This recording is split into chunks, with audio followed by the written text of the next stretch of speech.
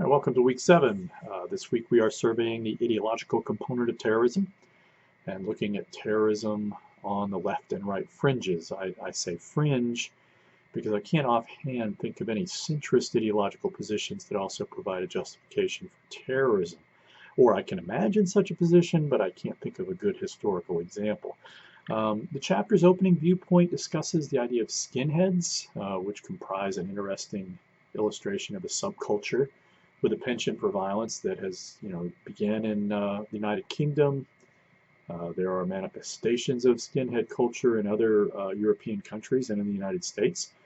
Um, there are a lot of different shades of skinhead culture, some of which strike me as more anarchistic than definitively left or right wing in orientation.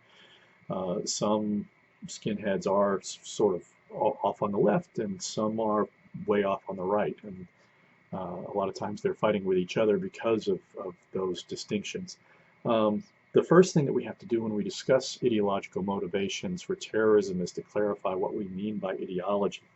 Martin provides a useful description of the typical left, center, right kind of ideological orientations, and I hope to try and elaborate a little bit more on that in the forum video to give you a little bit of clarification on the role that ideology plays in contemporary politics. Um, Martin also does a good job of identifying the ideological distinctions between the left wing and the right wing extremism, noting that left wing extremism is generally more future seeking, while right wing extremism is generally more reactionary in nature. Martin includes anarchism as an ideological variant in this chapter. For those of you who have taken POLS 2123 Introduction to Political Ideas with me, you know that I tend to follow Terry Ball and Richard Dagger's argument that anarchism is more of an ideological modifier than a distinctive ideology in its own right. That's certainly something we can talk about in the forum this week. A lot of left-wing ideological terrorist activity in the past was inspired by Marxism, which is ironic, given that Karl Marx himself kind of derided the radicals of his day who espoused terrorism as alchemists of revolution. And I'll give you a quote here to give you an idea of what he was talking about.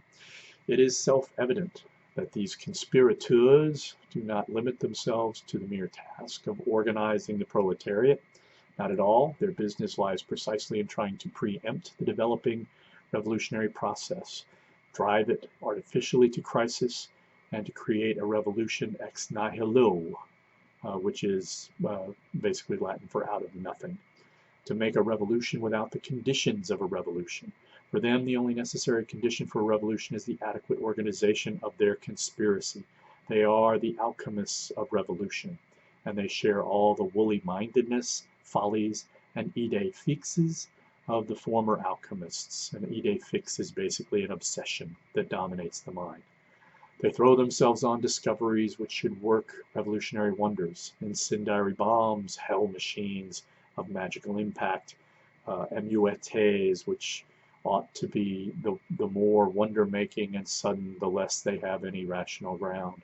Always busy and preoccupied with such absurd planning and conniving, they can see no other end than the next toppling over of the existing government. Hence, their deepest disdain for the more theoretical enlightenment of the workers about their class interests. Hence, they are not proletarian, but rather plebeian. Anger at those gentlemen in black coats, habit noir, black habits, the more or less educated people who represent this side of the movement, and from which they never manage to free themselves wholly as official representatives of the party. That's kind of gives you a flavor of Marx's writing. It's interesting to me that the far right kind of lacks that extensive ideological reading list as the far left. But what the right lacks in doctrine, it makes up for and appeals to nationalism, mysticism, religion, and racism. There are lots and lots of historical examples that we can discuss over the course of this week. Hopefully by the end of the week you'll understand why Martin gives such a prominent role to ideology in causing political terrorism.